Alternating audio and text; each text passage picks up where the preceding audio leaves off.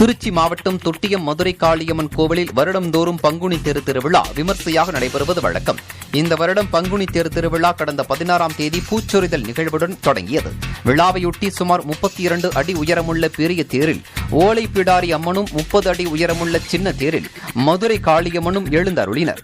பின்னர் சிறப்பு பூஜைகள் நடைபெற்றது. அதனைத் தொடர்ந்து ஒவ்வொரு தேரையும் சுமார் 300க்கும் மேற்பட்ட பக்தர்கள் தனித்தனியே தலைகளிலும் தோளிலும் சுமந்து கொண்டு முக்கிய வீதிகள் வழியாக வந்தனர்.